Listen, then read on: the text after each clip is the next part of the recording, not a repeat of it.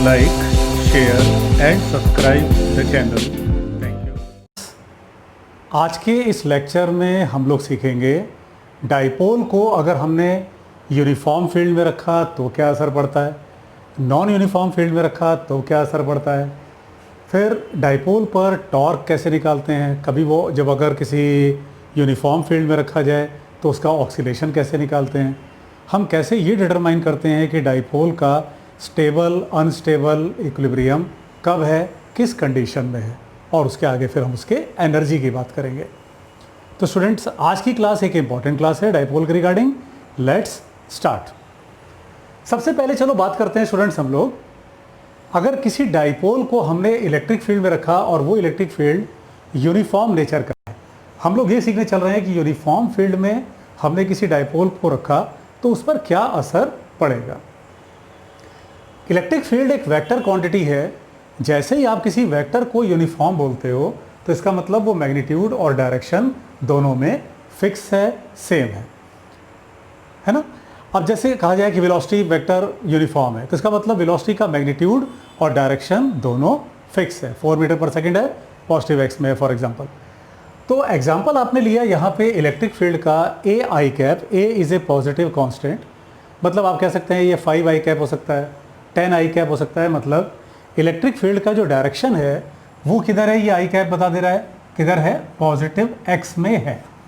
और ए यहाँ पे एक पॉजिटिव कांस्टेंट है, इसका मतलब इलेक्ट्रिक फील्ड मैग्नीट्यूड और डायरेक्शन दोनों में फिक्स है, कांस्टेंट है। हमें क्या करना है, अगर हम इस डाइपोल को इन 3 कंडीशंस में रखें तो हम ये देखना चाहते हैं कि इस पर क्या असर पड़ता है। तो इस एग्जांपल में हम ध्यान रखेंगे कि इलेक्ट्रिक फील्ड कैसा है, यूनिफॉर्म है, तो पॉजिटिव एक्स में है। सबसे पहले चलो बात करें इस कंडीशन की। अगर इलेक्ट्रिक फील्ड है पॉजिटिव एक्स में तो इलेक्ट्रिक फील्ड में या इलेक्ट्रिक फील्ड पॉजिटिव चार्ज को अपने डायरेक्शन में पुल करता है और नेगेटिव चार्ज को अपने से अपोजिट डायरेक्शन में पुल करता है। डाइपोल अगर है तो ये अंडरस्टूड है कि उसका जितना चार्ज पॉजिटिव उतना ही चार्ज निगेटिव। ये कंसेप्ट हम लोगों ने लास्ट वीडियो लेक्चर्स में कवर किया हुआ है इलेक्ट्रिक डाइपोल मोमेंट के फर्स्ट और सेकंड लेक्चर में। तो जितना चार्ज ये पॉजिटिव होगा उतना ही चार्ज निगेटिव होगा ना। तो इस पॉजिटिव चार्ज को इलेक्ट्रिक फील्ड अपने डायरेक्शन में खींचेगा विद द फोर्स एफ, और नेगेटिव चार्ज को अपने से अपोजिट डायरेक्शन में खींचेगा। यानी ये दोनों फोर्सेस इक्वल हैं और अपोजिट डायरेक्शन में है। फॉर एग्जांपल, अगर आप ये कहते हो कि ये 2 कूलम का चार्ज है और इलेक्ट्रिक फील्ड 10 न्यूटन पर कूलम का है, तो 10 × 2 20 की फोर्स इस पर राइट डायरेक्शन में लगेगी और इस पर लेफ्ट डायरेक्शन में लगेगी। यानी अगर आप इसे वेक्टर फॉर्म में लिखोगे तो इसे आप 10 आई कैप लिखोगे, इसे आप -10 आई कैप लिखोगे। मान लो 2 कूलम का चार्ज होता और 10 न्यूटन पर कूलम का इलेक्ट्रिक फील्ड होता। तो इसका मतलब क्या निकला कि इस डाइपोल पर लगने वाली जो नेट फोर्स है बेटा, Fn से हम लोग का मतलब होगा नेट फोर्स। तो नेट फोर्स इस कंडीशन में 0 दिखाई दे रही है। इस बात से आप कंफ्यूज मत होना कि ये इसमें इनके बीच में गैप है, तो गैप से कोई फर्क नहीं पड़ता। क्यों? क्योंकि अगर मान लो ये 10 न्यूटन की फोर्सेस हों, ये दोनों फोर्सेस इक्वल मैग्नीट्यूड की इसलिए हैं कि जितना ये चार्ज है 2 कूलम तो ये भी उतना ही है -2।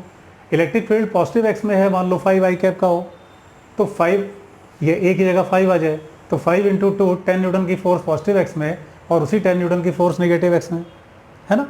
तो इसको आप लिखोगे 10 आई कैप, इसको लिखोगे -10 आई कैप। इसका मतलब ये फोर्सेज एक दूसरे को कैंसिल कर देंगे जब आप उसको ऐड करोगे वेक्टर मेथड से। तो इसका मतलब जो नेट फोर्स आई वो कितनी आई स्टूडेंट्स, 0। इसका मतलब डाइपोल अगर किसी यूनिफॉर्म फील्ड में इस कंडीशन पे रखा हुआ है तो उस पर नेट फोर्स 0 है। इसका मतलब वो ट्रांसलेशनल इक्विलिब्रियम में है। इक्विलिब्रियम ट्रांसलेशनल, रोटेशनल 2 तरह से डिफाइन हो जाता है। ट्रांसलेशनल इक्विलिब्रियम यानी बॉडी रेस्ट की कंडीशन में है, equilibrium translational equilibrium. Rotational equilibrium यानी बॉडी रोटेट नहीं कर रही, वो रोटेशनल इक्विलिब्रियम में है, यानी उस पर लगने वाला टॉर्क 0 है। ट्रांसलेशनल इक्विलिब्रियम में है यानी उस पर लगने वाली नेट फोर्स 0 है। रोटेशनल इक्विलिब्रियम में है यानी उस पर लगने वाला नेट टॉर्क 0 है। तो ये बात तो सही है कि इस कंडीशन में नेट फोर्स 0 हो गई। अब जरा चेक किया जाए कि क्या इसकी रोटेट करने की टेंडेंसी है।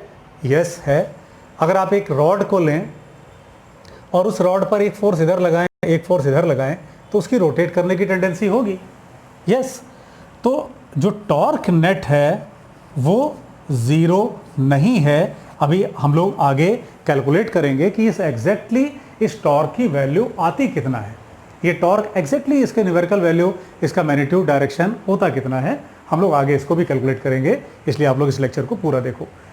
फोर्स ज़ीरो है, torque not equal to zero है। इसका मतलब क्या निकला कि अगर हम डाइपोल को इलेक्ट्रिक फील्ड में ऐसे परपेंडिकुलरली रख देते हैं तो ये ट्रांसलेशनल इक्विलिब्रियम में तो है लेकिन रोटेशनल इक्विलिब्रियम में नहीं है।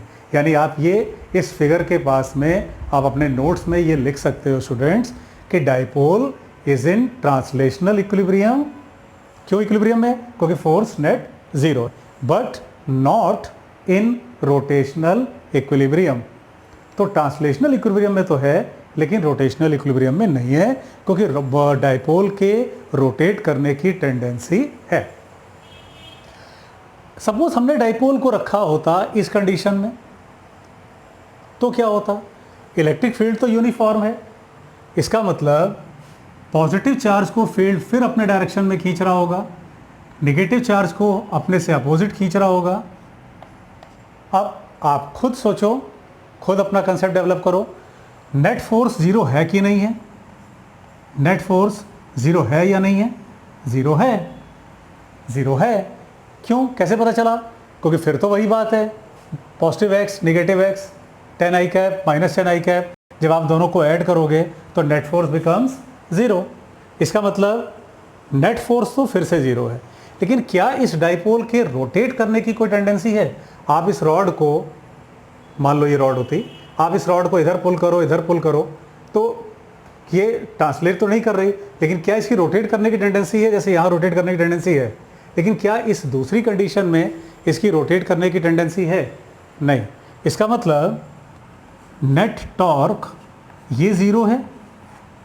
यानी बॉडी के, डाइपोल के ना तो रोटेट करने की टेंडेंसी दिखाई दे रही है और ना ट्रांसलेट करने की। स्टूडेंट्स आप साथ साथ में इसके नोट्स भी बनाते जाओ और इस पॉइंट्स को नोट भी साथ साथ में करते जाओ, कंसेप्ट्स को नोट करते जाओ।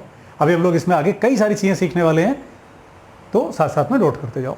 तो ये हो गया net force zero, net torque zero.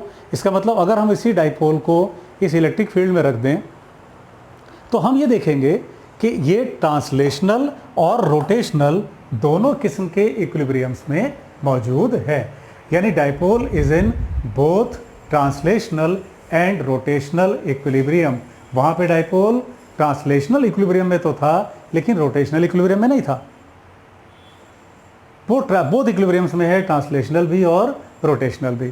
तो डाइपोल को एक बार हम लोगों ने फील्ड के परपेंडिकुलर रखा, एक बार हमने फील्ड के अलोंग रखा। अब हम रखने चलते हैं इसको कोई जनरल एंगल बनाते हुए आगे। अभी ऐसा जनरल एंगल लेकर के ही हम डाइपोल पर टॉर्क निकालेंगे और वहीं से हम डाइपोल का rotational motion, rotational acceleration, rotational velocity etcetera वो कैसे फाइंड आउट करते हैं ये सीखेंगे और वहीं से हम उसके ऑक्सीलेशन की बात भी करेंगे। अभी आज इसी लेक्चर में हम लोग इसी में आगे पढ़ेंगे। अभी ये फिलहाल चलो इसकी बात कर लेते हैं। तो पॉजिटिव चार्ज को अगेन फील्ड अपने डायरेक्शन में खींच रहा है, नेगेटिव चार्ज को अपने से अपोजिट डायरेक्शन में खींच रहा है। अगर फोर्सेस की बात की जाए तो वो एक बार फिर से एक दूसरे को कैंसिल करती दिख रही हैं। ये 10 आई कैप, ये minus 10 I cap for example, यानी जो कंडीशन यहाँ पे आपने देखी वो सेम कंडीशन यहाँ भी दिख रही है। यानी नेट फोर्स एक बार फिर से ज़ीरो है। लेकिन नेट टॉर्क यानी रॉड के, वो रॉड जिसने चार्जेस को आपस में जोड़ा हुआ है, उस रॉड के रोटेट करने की टेंडेंसी है क्या? क्या उसके रोटेट करने की टेंडेंसी है? यस, उसके रोटेट करने की टेंडेंसी है। ये डाइपोल ऐसे रोटेट करने की टेंडेंसी रख रहा है। यानी अगर हम डाइपोल को इस कंडीशन में रख दें तो ये रोटेशनल इक्विलिब्रियम में नहीं रहेगा। तो तीन जनरल कंडीशंस आपने देखी। तीनों कंडीशंस को स्टूडेंट एक बार ध्यान से देखो फिर से, फिर हम लोग इसी कंसेप्ट को लेके चलेंगे नॉन यूनिफॉर्म के लिए। तो डाइपोल में अगर हमने उसको परपेंडिकुलर रखा, एक्सिस के अलोंग रखा और जनरल एंगल रखा, हमने तीन केसेस ले लिए। यही 3 केस अभी हम लोग आगे नॉन यूनिफॉर्म में लेंगे। तो अगर हमने उसको परपेंडिकुलर रखा तो ट्रांसलेशनल इक्विलिब्रियम है, रोटेशनल नहीं है। हमने उसे एक्सिस के अलॉन्ग रखा तो ट्रांसलेशनल और रोटेशनल दोनों इक्विलिब्रियम्स हैं। हमने उसे किसी जनरल एंगल पर रखा, इलेक्ट्रिक फील्ड आपको ध्यान रखना होगा स्टूडेंट्स, ये पॉजिटिव एक्स में है। हमने उसको कुछ इंक्लाइन करते हुए रखा, कुछ एंगल बनाते हुए रखा, तो ट्रांसलेशनल इक्विलिब्रियम है, रोटेशनल इक्विलिब्रियम नहीं है। क्या यहाँ से हम कंक्लूजन ड्रॉ कर सकते हैं स्टूडेंट्स? एक इंपॉर्टेंट पॉइंट यहाँ से निकल के आता है, कंसेप्ट निकल के आता है कि अगर किसी डाइपोल को हम यूनिफॉर्म इलेक्ट्रिक फील्ड में रखें, अगेन यूनिफॉर्म इलेक्ट्रिक फील्ड यानी कि उसका मैग्नीट्यूड और डायरेक्शन दोनों फिक्स है। तो अगर वो यूनिफॉर्म इलेक्ट्रिक फील्ड में रखा गया हो तो वो ट्रांसलेशनल इक्विलिब्रियम में तो हमेशा रहेगा और रोटेशनल इक्विलिब्रियम में वो रह भी सकता है और नहीं भी रह सकता। यानी यहाँ से एक कंसेप्ट निकल करके आया कि a dipole in uniform electric field is always in translational equilibrium, it may और may not be in rotational equilibrium. Translational equilibrium में तो वो रहेगा ही रहेगा, रोटेशनल में रह भी सकता है और नहीं भी रह सकता। फाइन। तो ये चीज़ कई बार एग्जाम्स में पूछी गई है, कंपटीशंस ने इस बात को कई बार पूछा है, अलग अलग ढंग से एग्जाम्पल रखते हुए पूछा है। तो ये कंसेप्ट को हमें ध्यान रखना है कि अगर डाइपोल यूनिफॉर्म इलेक्ट्रिक फील्ड में है तो ट्रांसलेशनल इक्विलिब्रियम में तो होगा ही, रोटेशनल में वो हो भी सकता है और नहीं भी हो सकता। ये इस बात पे डिपेंड करेगा कि हमने उसको रखा कैसे। आगे हम लोग अभी टॉर्क को निकालेंगे, अभी इसमें हम लोग आगे टॉर्क निकालेंगे और एग्जैक्ट उसका न्यूमेरिकल फॉर्मूला निकालेंगे और उसका डायरेक्शन वगैरह सब सीखेंगे हम लोग स्टूडेंट्स। चलो अब आगे बढ़ते हैं। अब जरा देखा जाए कि सपोज इन्हीं 3 कंडीशंस में हमने अपने डाइपोल को रखा है। स्टूडेंट्स एक बात और ध्यान रखो, इलेक्ट्रिक डाइपोल का कंसेप्ट बार मैग्नेट के बिल्कुल इक्विवेलेंट है। तो अगर आप इलेक्ट्रिक डाइपोल को अच्छे से समझ रहे हो तो प्रैक्टिकली आप बार मैग्नेट्स को भी समझ रहे हो। इलेक्ट्रिक डाइपोल के एलिमेंट्री कंसेप्ट, डाइपोल क्या होता है, डाइपोल मोमेंट क्या होता है, उससे रिलेटेड क्वेश्चंस, फील्ड का, बाइसेक्टर का, किसी जनरल पॉइंट के पर फील्ड निकालने का, ये सारा कंसेप्ट हम लोगों ने इलेक्ट्रिक डाइपोल के फर्स्ट और सेकंड लेक्चर्स में कवर किया हुआ है। तो अगर आपने नहीं पढ़ा हो तो उसको पढ़ लो, रिवाइज कर लो। अब चलो बात करते हैं स्टूडेंट्स हम लोग नॉन यूनिफॉर्म इलेक्ट्रिक फील्ड की। नॉन यूनिफॉर्म इलेक्ट्रिक फील्ड यानी एक ऐसा इलेक्ट्रिक फील्ड जो मैग्नीट्यूड या डायरेक्शन या दोनों में चेंज कर रहा हो। अगर आप कहते हैं कि कोई वेक्टर आपके पास नॉन यूनिफॉर्म है तो इसका मतलब निकलता है कि वो मैग्नीट्यूड, डायरेक्शन या दोनों में चेंज कर रहा होगा। हमने एक एग्जांपल लिया, हम एक ऐसा इलेक्ट्रिक फील्ड कंसीडर कर रहे हैं जिसका डायरेक्शन तो पॉजिटिव एक्स है लेकिन वो एक्स कोऑर्डिनेट पे डिपेंड कर रहा है। हम ऐसा कई एग्जांपल चुन सकते थे, हम इसमें वाई जेड तीनों एक्सिस पर चेंज करता हुआ फील्ड भी चुन सकते थे, लेकिन समझने के लिए, कंसेप्ट को डेवलप करने के लिए हम एक ऐसा इलेक्ट्रिक फील्ड चुन रहे हैं जो डायरेक्शन में तो फिक्स है, पॉजिटिव एक्स है, लेकिन उसका मैग्नीट्यूड चेंज कर रहा है। कैसे चेंज कर रहा है? जैसे जैसे हम एक्स कोऑर्डिनेट में आगे बढ़ेंगे फील्ड चेंज करेगा। ए अगेन कोई कांस्टेंट है, आप ये सोच सकते हो कि ये 4 है, ये 10 है, तो एक्स जो चेंज करेगा उसके मुताबिक ये चेंज करता जाएगा। यानी एक्स की वैल्यू मान लो हमने यहाँ ए की जगह पे 5 लिया हो तो ये 5x आई कैप हो जाएगा। तो एक्स की वैल्यू अगर 0 लेंगे तो फील्ड 0, एक्स की वैल्यू 1 लेंगे तो 5 आई कैप, 2 लेंगे तो 10 आई कैप एंड सो ऑन। मतलब जैसे जैसे हम आगे बढ़ते जाएंगे एक्स एक्सिस में, फील्ड का डायरेक्शन तो यही रहेगा लेकिन इसका मैग्नीट्यूड बदलता चला जाएगा। अब चलो देखा जाए स्टूडेंट्स इस नॉन यूनिफॉर्म फील्ड का असर क्या पड़ता है। पहला एग्जांपल, हमने डाइपोल को फील्ड के परपेंडिकुलर रखा है। अब आप लोगों को स्टूडेंट ये ध्यान रखना पड़ेगा कि ये जो इलेक्ट्रिक फील्ड है, ये जैसे जैसे हम डिस्टेंस में आगे बढ़ेंगे फील्ड चेंज होता चला जाएगा, फील्ड स्ट्रांग होता चला जाएगा। तो पहला केस देखो अगर, तो ये वाई एक्सिस पर रखा गया है और फील्ड हमारा चेंज कर रहा है एक्स एक्सिस के अकॉर्डिंग। इसका मतलब इस पूरे एक्सिस पर हमारा जो इलेक्ट्रिक फील्ड का मैग्नीट्यूड होगा वो तो सेम होगा। जैसे हम कहते हैं कि हमने अगर x की वैल्यू ले लिया है 2 और ये ऑलरेडी 5 है तो ये 10 बन गया। अब अगर हम x कोऑर्डिनेट चेंज करेंगे इन दोनों में चेंज आएगा। अब जब हम x कोऑर्डिनेट चेंज करते तब तो मैग्नीट्यूड चेंज होता, लेकिन इसमें तो मैग्नीट्यूड चेंज होगा नहीं। क्यों? क्योंकि ये तो y एक्सिस पर रखा गया है। इसका मतलब इन दोनों पॉइंट्स पर इलेक्ट्रिक फील्ड सेम होगा और इसका मतलब इन दोनों जगहों पर या दोनों चार्जेस पर जो फोर्स लगेगी उसका मैग्नीट्यूड सेम होगा, डायरेक्शन अपोजिट होगा। यानी ये केस इसके बिल्कुल सिमिलर बन गया और इसलिए बन गया क्योंकि हमने जो इलेक्ट्रिक फील्ड चुना है वो एक्स कोऑर्डिनेट के मुताबिक चेंज कर रहा है और हमने डाइपोल को रखा है वाई एक्सिस पर, है ना। तो फोर्स यानी ये केस तो बिल्कुल इसके जैसा बन गया। तो नेट फोर्स एक बार फिर से यहाँ जीरो दिख रही है, net torque again non zero दिख रही है क्योंकि इसके रोटेट करने की टेंडेंसी है। तो एक बार आपको देखने में ऐसा लग रहा होगा कि ये तो बिल्कुल सिमिलर है, लेकिन ऐसा नहीं है। ये केस जरूर सिमिलर दिखा, लेकिन अब आपको यहाँ पे डिफरेंसेस मिलने शुरू हो जाएंगे। कैसे? जब हम एक्स एक्सिस की बात करेंगे तो जितना हम पॉजिटिव चार्ज की तरफ बढ़ते जाएंगे फील्ड उतना स्ट्रांग होता चला जाएगा। अब इस पॉजिटिव चार्ज पर जो फोर्स लगेगी वो फोर्स नेगेटिव चार्ज पे लगने वाली फोर्स के बराबर नहीं होगी। थोड़ा इस बात को समझो स्टूडेंट्स, ऐसा क्यों ऐसा हो रहा है कि F2 F1 से बड़ा है? क्यों? क्योंकि जो इलेक्ट्रिक फील्ड है पॉजिटिव चार्ज वाली लोकेशन पर वहाँ पे फील्ड स्ट्रॉन्गर है। क्यों स्ट्रॉन्गर है? क्योंकि हमने ऐसा फील्ड चुना है जो एक्स एक्सिस के साथ साथ में स्ट्रॉन्ग होता चला जाएगा, AXI कैप। हम लोगों ने एक ऐसा अपने कंसेप्ट को बनाने के लिए एक ऐसा फील्ड चुना है जो कि एक्स कोऑर्डिनेट के साथ चेंज कर रहा है। तो इसका मतलब जो F2 है वो F1 से बड़ा है। ऐसा क्यों है? क्योंकि सिंस E2 यानी पॉजिटिव चार्ज की लोकेशन पर जो फील्ड है वो नेगेटिव चार्ज की लोकेशन के फील्ड से ज़्यादा स्ट्रॉन्ग है। यहाँ का फील्ड ज़्यादा स्ट्रॉन्ग है इसके नेगेटिव के कंपैरिजन में, इसलिए फील्ड ज़्यादा स्ट्रॉन्ग तो फोर्स ज़्यादा स्ट्रॉन्ग। तो एक बात तो तय है कि अब नेट फोर्स ज़ीरो नहीं है, यानी डाइपोल ट्रांसलेशनल इक्विलिब्रियम में स्टूडेंट्स नहीं है। टॉर्क, क्या इसके रोटेट करने की कोई टेंडेंसी दिखाई दे रही है? ज़रा चेक करो तो।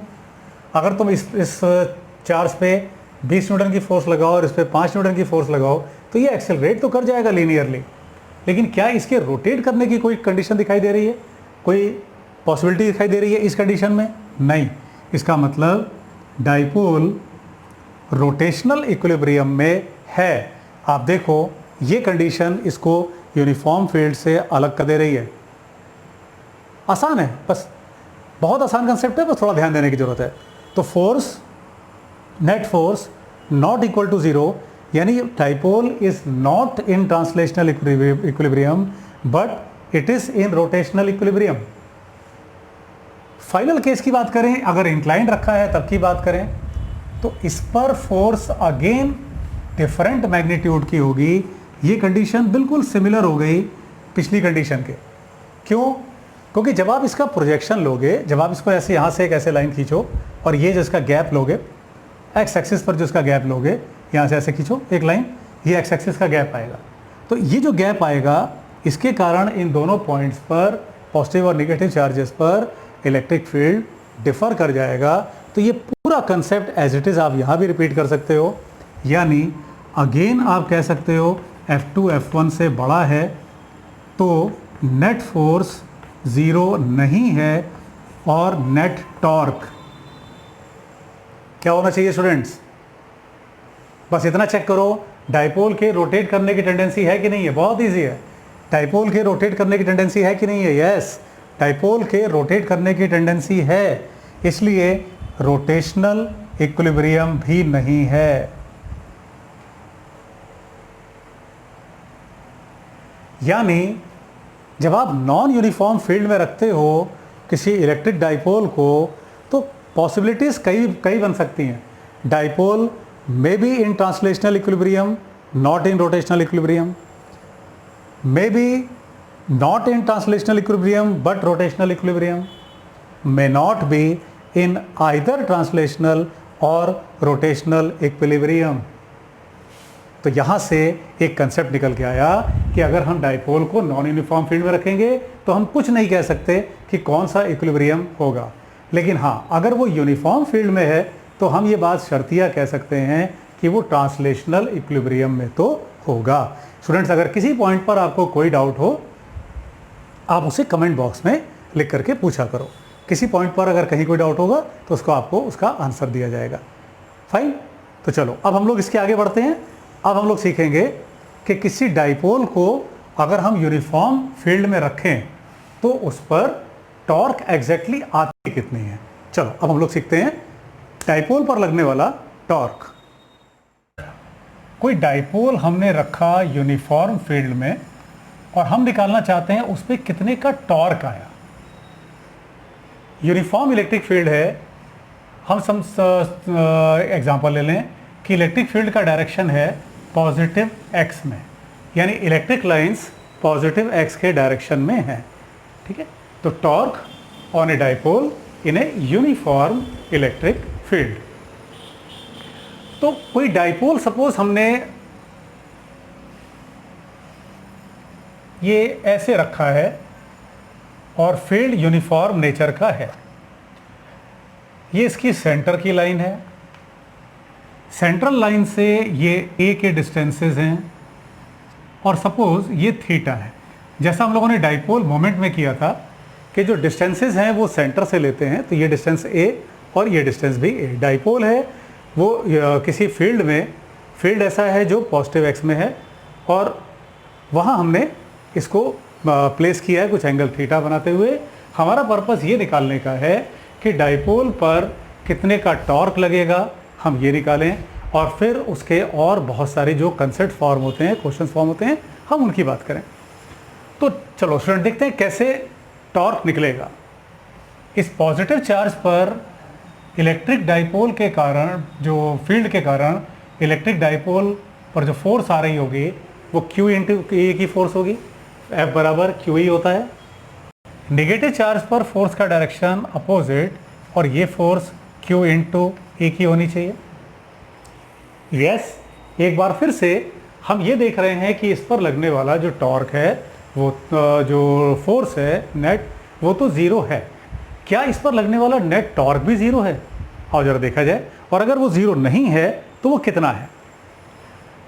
टॉर्क का एक कंसेप्ट होता है कि force into perpendicular distance.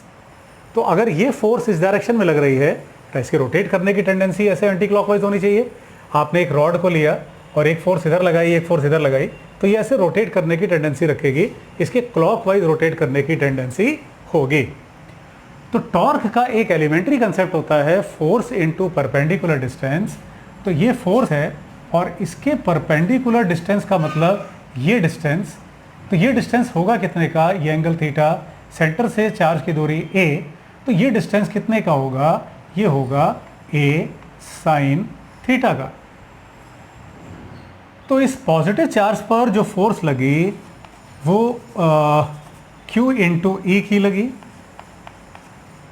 Q into E into ए साइन थीटा। तो ये पॉजिटिव चार्ज पर लगने वाली फोर्स के कारण टॉर्क बन गया। अब अगर ये एंगल थीटा है स्टूडेंट्स, तो क्या ये एंगल भी थीटा नहीं है? यस है। क्या ये परपेंडिकुलर ऊपर ड्रॉप किया जाए तो ये ए साइन थीटा नहीं है? यस, ये भी ए साइन थीटा है। अब जरा चेक करो स्टूडेंट्स कि इसके रोटेट करने की टेंडेंसी क्या इन दोनों फोर्सेस के कारण होगी? यस, ये फोर्स इस पर इधर की तरफ लगेगी, इसको ऐसे रोटेट कराना चाहेगी, तो ये भी फोर्स उसको ऐसे रोटेट कराना चाहेगी। यानी दोनों फोर्सेस की जो कोशिश होगी, टेंडेंसी होगी, वो इसे क्लॉकवाइज रोटेट कराने की होगी। तो इसका मतलब दोनों फोर्सेस का नेट इफेक्ट एक दूसरे को सपोर्ट करने के कारण जुड़ जाएगा। तो 2QE इंटू ए साइन थीटा, 2 कहाँ से आ गया? एक इस फोर्स का टॉर्क, एक इस फोर्स का टॉर्क, आपने दोनों को ऐड कर दिया, इसलिए 2। दोनों का डायरेक्शन सेम था, दोनों का ही जो रोटेशन का सेंस है वो क्लॉकवाइज है। यानी ये जो टॉर्क है इसके रोटेट कराने की जो टेंडेंसी है वो क्लॉकवाइज है। तो हमारे पास एक फॉर्मूला आ गया 2QE ए साइन थीटा। इलेक्ट्रिक डाइपोल के फर्स्ट और सेकंड लेक्चर्स में हम लोगों ने इस कंसेप्ट को पढ़ा है इलेक्ट्रिक डाइपोल मोमेंट ये क्या होता है, चार्जेस के बीच का गैप जो यहाँ पे कितने का है 2a into positive charge. Dipole में हमेशा जो चार्ज लेते हैं डाइपोल में चाहे कैपेसिटर्स में, वो हमेशा वो पॉजिटिव चार्ज, क्योंकि नेट चार्ज तो हमेशा ज़ीरो ही होगा। तो 2a इंटू क्यू को अगर आप p लिख दो तो आपको डाइपोल पर लगने वाले टॉर्क का 2a क्यू को p रख दिया तो पी ई साइन थीटा आपको ये एलिमेंट्री फॉर्मूला मिला। डाइपोल मोमेंट एक वेक्टर क्वांटिटी है, इलेक्ट्रिक फील्ड ये भी एक वेक्टर क्वांटिटी है। इन दोनों वेक्टर्स के बीच का एंगल है थीटा। डाइपोल मोमेंट का डायरेक्शन नेगेटिव से पॉजिटिव चार्ज। स्टूडेंट्स, ये कंसेप्ट हम लोगों ने कवर किया हुआ है इलेक्ट्रिक डाइपोल के लेक्चर्स में, फर्स्ट और सेकंड में, तो उसमें आप लोग इसको रिवाइज कर लेना। तो इलेक्ट्रिक डाइपोल मोमेंट का डायरेक्शन कहाँ से कहाँ, नेगेटिव से पॉजिटिव चार्ज। यानी डाइपोल मोमेंट का डायरेक्शन ये है, इलेक्ट्रिक फील्ड आपने पॉजिटिव एक्स में चुना हुआ है, इसका मतलब ये एंगल थीटा है डाइपोल मोमेंट p और इलेक्ट्रिक फील्ड E के बीच का एंगल। तो ये आ गया टॉर्क।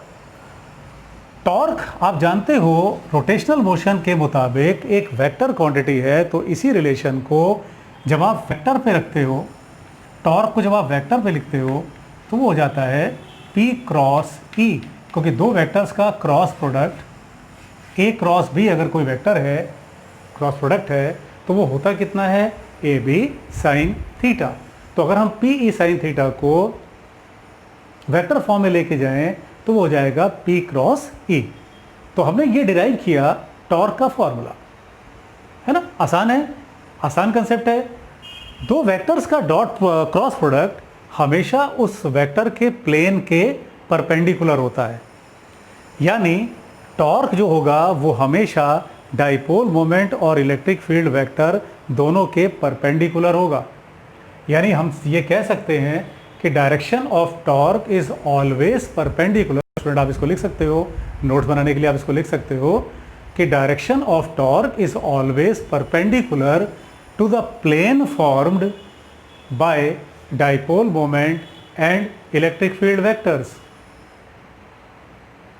फाइन, ये पॉइंट क्लियर हो रहा है सबको ना।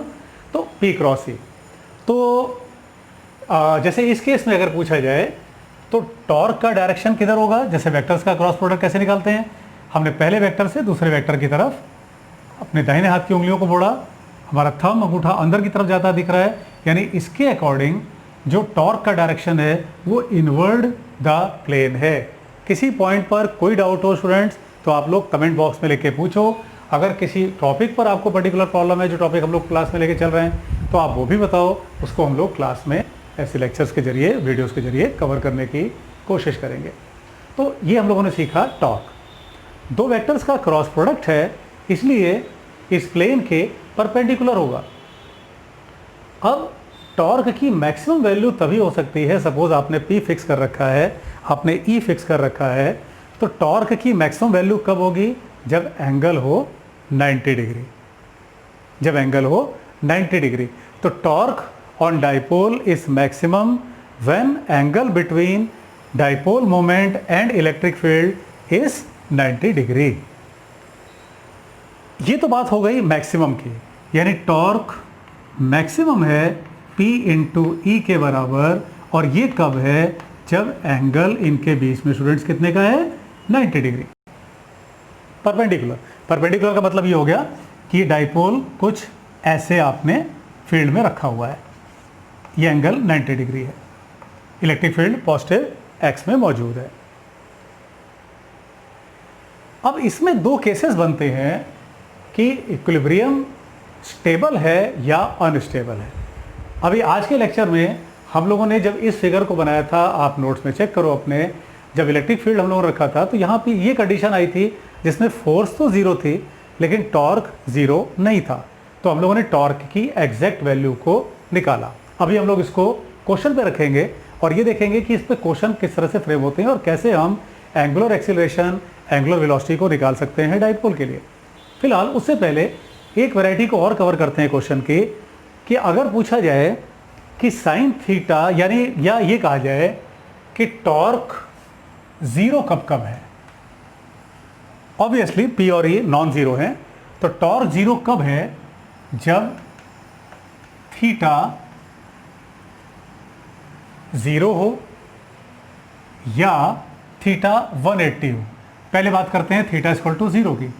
थीटा इक्वल टू जीरो का क्या मतलब हुआ कि डाइपोल मोमेंट इलेक्ट्रिक फील्ड के डायरेक्शन में, स्टूडेंट्स ध्यान देना, इलेक्ट्रिक फील्ड का डायरेक्शन पॉजिटिव एक्स में है, तो डाइपोल मोमेंट का डायरेक्शन भी अगर पॉजिटिव एक्स में है, फील्ड का डायरेक्शन ऑलरेडी पॉजिटिव एक्स में आपने लिया हुआ है, तो theta equal to zero.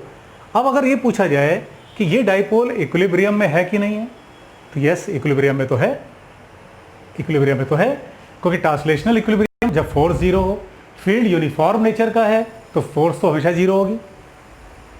Rotational equilibrium होने के लिए टॉर्क जीरो होना चाहिए, तो टॉर्क तो जीरो है कब, जब थीटा इक्वल टू जीरो हो, यानी इस कंडीशन में। अब यहाँ हमारे पास एक क्वेश्चन और वैरायटी बन जाती है कि डाइपोल स्टेबल इक्विलिब्रियम में है या अनस्टेबल में। एक बार फिर से ध्यान दो स्टूडेंट्स, एक बार फिर से ध्यान दो, force zero translational equilibrium, torque zero rotational equilibrium, दोनों जीरो नेट इक्विलिब्रियम। अब जब एक बार नेट इक्विलिब्रियम की बात आ जाती है, तो बात आती है कि वो स्टेबल इक्विलिब्रियम है या अनस्टेबल। यानी स्टूडेंट्स इस बात पे ध्यान दो कि स्टेबल और अनस्टेबल इक्विलिब्रियम की बात सिर्फ तभी की जा सकती है जब ट्रांसलेशनल और रोटेशनल दोनों तरह के इक्विलिब्रियम्स मौजूद हों, सिर्फ तब।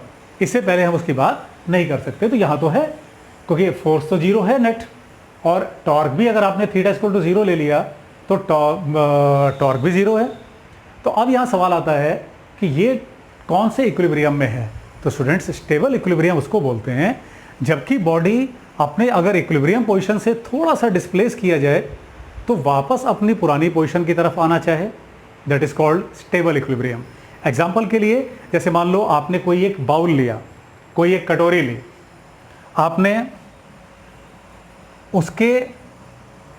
आपने उसके अंदर एक छोटी बॉल को रख दिया।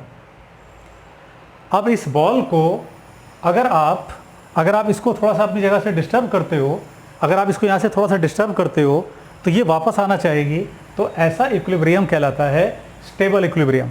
यानी बॉल को हमने यहाँ से डिस्टर्ब किया तो वापस आना चाहे, तो ऐसा इक्विलिब्रियम कहलाता है स्टेबल इक्विलिब्रियम। और इसी बाउल को, इसी कटोरी को उल्टा करके रख दो। अब इस छोटी बॉल को इसके ऊपर यहां रख दो। ये अगर यहां से थोड़ा सा भी डिस्टर्ब किया जाए तो ये वापस नीचे भाग के आ जाएगी, ग्रेविटी इसको खींच के नीचे ले आएगी। That is called unstable equilibrium.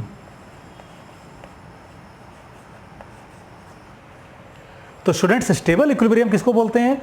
जिसमें आपने इस ऑब्जेक्ट को जो इक्विलिब्रियम में है थोड़ा सा डिस्टर्ब किया और वो वापस अपनी पुरानी पोजीशन की तरफ लौटना चाहे, that is called stable equilibrium. अगर वो जरा सा डिस्प्लेस करें और जिधर डिस्प्लेस किया उधर ही भाग जाना चाहे तो ये कहलाता है अनस्टेबल इक्विलिब्रियम। तो इक्विलिब्रियम भी दो तरह का होता है।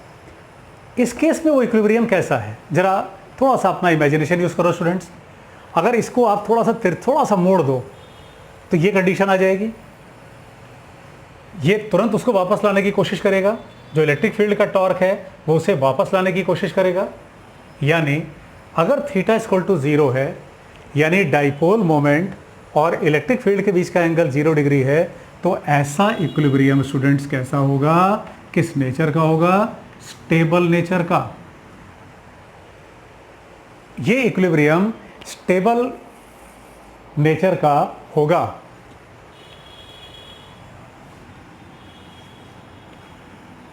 टॉर्क तो 0 तब भी हो जाएगा जब एंगल 180 डिग्री हो जाए। स्टूडेंट्स थोड़ा ध्यान दो इस चीज़ पर, 180 डिग्री हो जाए, क्योंकि साइन 0 भी 0 होता है और साइन 180 डिग्री भी 0 होता है।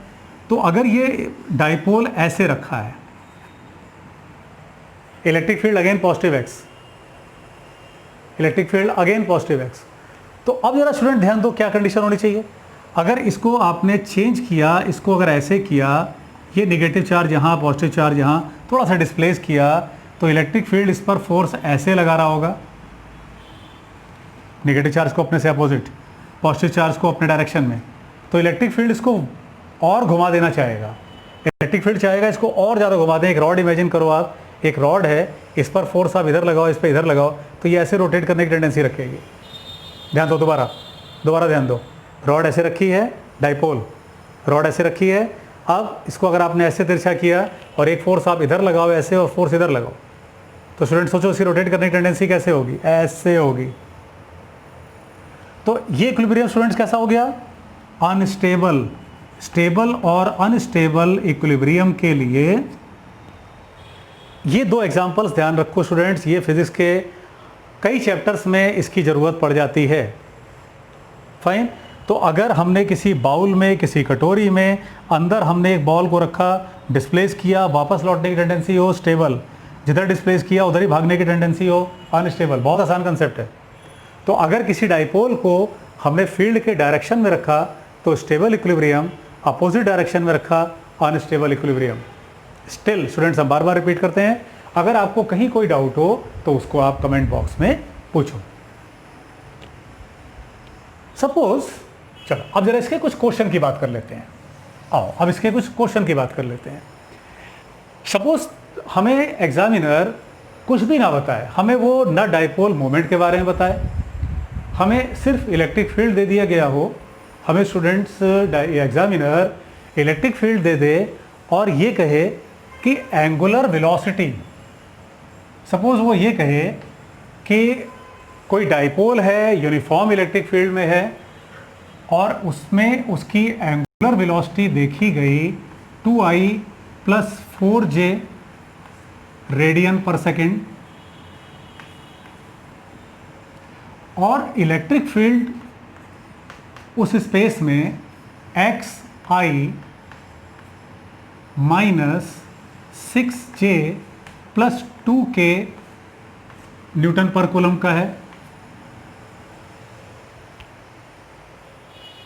हमसे पूछा जाए कि कोई डाइपोल है, कितने का डाइपोल मोमेंट है नहीं पता, कोई डाइपोल है उसे हमने इस इलेक्ट्रिक फील्ड में छोड़ा और हमने ये देखा कि इसकी ये एंगुलर वेलोसिटी है और बताइए ये x कितना है। ठीक है, कैसे करेंगे इसको?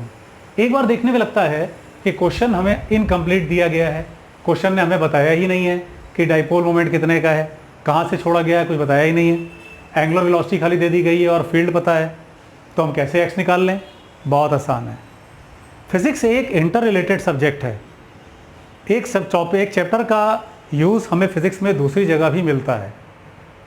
इसलिए इस सब्जेक्ट को सीखने का तरीका स्टूडेंट सबसे अच्छा है कि हम कंसेप्ट्स को स्ट्रॉन्ग करें, अपने कंसेप्ट को स्ट्रॉन्ग करें। एक कंसेप्ट कई जगह यूज़ होगा तो हम पहचान जाएंगे कि ये कंसेप्ट तो हमने पहले भी पढ़ा हुआ है। कैसे? वेक्टर्स का एलिमेंट्री कंसेप्ट अभी आपको इस किसके साथ बताया मैंने, तो P और E के परपेंडिकुलर होगा टॉर्क, इसके अकॉर्डिंग देखा जाए तो इन्वर्ट द प्लेन। इसका मतलब टॉर्क इन दोनों के परपेंडिकुलर होता है, P के भी और E के भी। टॉर्क अगर परपेंडिकुलर है तो angular acceleration, angular velocity, angular displacement वो सब परपेंडिकुलर होंगे P और E के। पूरी फिजिक्स में एक कंसेप्ट स्टूडेंट ध्यान रखो, कभी भी तुम्हें दो वेक्टर्स और परपेंडिकुलर ये दोनों बातें एक साथ दिखाई दें क्वेश्चन में तो समझ जाओ तुम्हें वेक्टर का डॉट प्रोडक्ट यूज करना पड़ेगा। Dot product of two perpendicular vectors is always 0। Repeat करते हैं, P और E दोनों के परपेंडिकुलर है टॉर्क, जिस डायरेक्शन में टॉर्क उसी डायरेक्शन में एंगुलर एक्सीलरेशन, एंगुलर वेलोसिटी। इसका मतलब एंगुलर वेलोसिटी भी इलेक्ट्रिक फील्ड और डाइपोल मोमेंट के साथ 90 डिग्री का एंगल बना रही होगी, और दो परपेंडिकुलर वेक्टर्स के बीच में अगर 90 डिग्री का एंगल हो तो उनका डॉट प्रोडक्ट करो और उसे 0 कर दो, यानी 2x - 24 equal to 0, therefore x equal to 24/2 that is 12।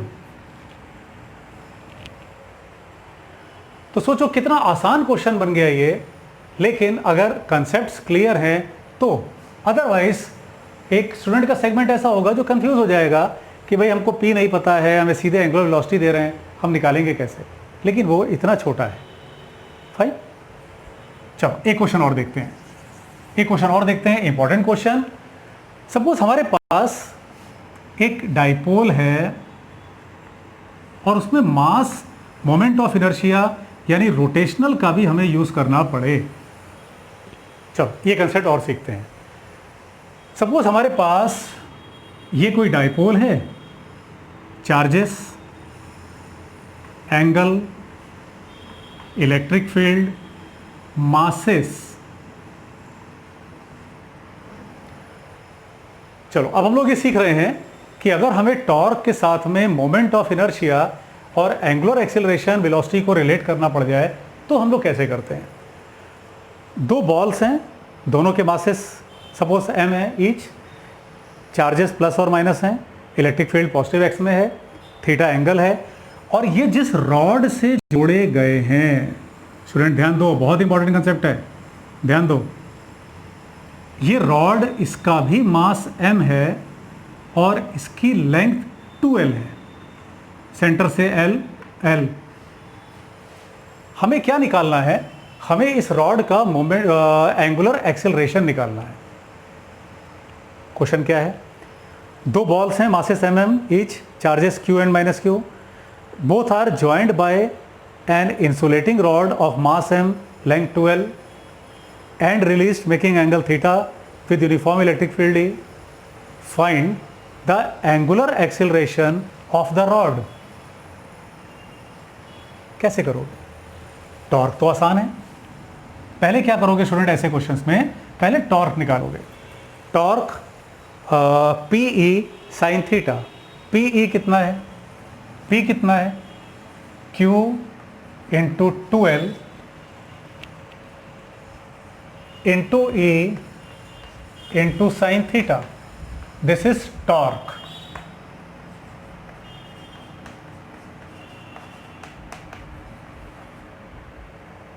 आपको इस कंसेप्ट पे कई क्वेश्चंस फ्रेम मिलेंगे, कई बुक्स में, शीट्स में, किसी भी इंस्टीट्यूशन की अगर आप शीट देखते हो तो आपको उसमें ऐसे क्वेश्चंस मिलेंगे जिसमें ये कंसेप्ट होगा, और ये कंसेप्ट मैग्नेटिज्म में बार मैग्नेट में भी काम आ जाएगा।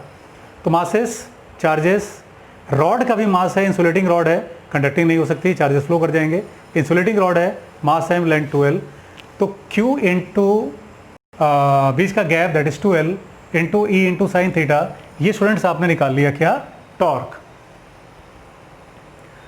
अब moment of inertia, tau equal to I alpha लगाने चल रहे हैं हम लोग। मोमेंट ऑफ इनर्शिया वो कितना होगा, इन्हें बॉल्स की तरह से ट्रीट कर लो।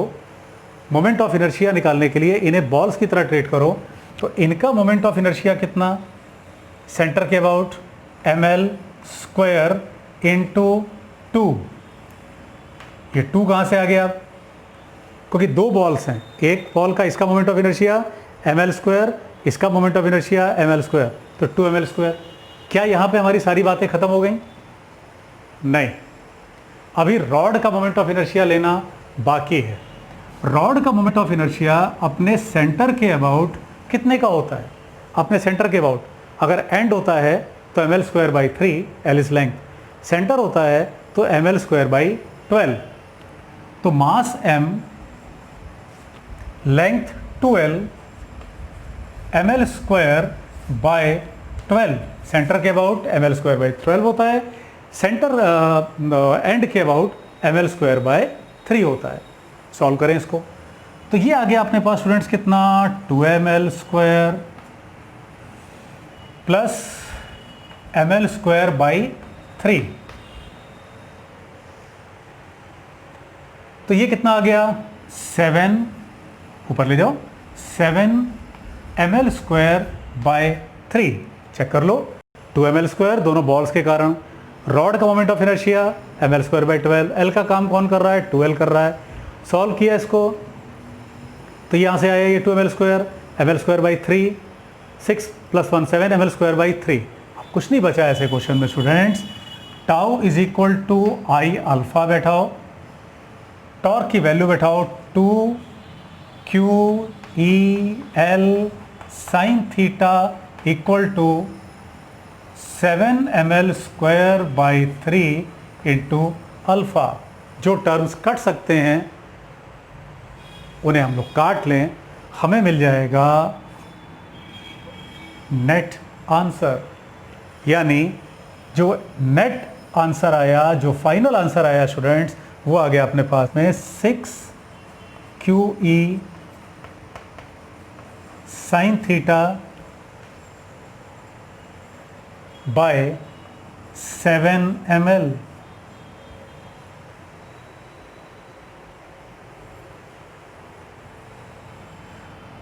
तो चलो स्टूडेंट्स, नेक्स्ट क्लास में हम लोग सीखेंगे अब इस डाइपोल को कैसे ऑक्सीलेट कराते हैं जब किसी इलेक्ट्रिक फील्ड में, तो इसका ऑक्सीलेशन, इसका टाइम पीरियड फ्रीक्वेंसी कैसे निकालते हैं, और फिर डाइपोल की पोटेंशियल एनर्जी काइनेटिक एनर्जी में जो कन्वर्ट होती है वो कैसे निकाली जाती है, वर्क डन डाइपोल का रोटेट कराने में कितना निकाला जाता है। तो नेक्स्ट क्लास में हम लोग ये सीखेंगे।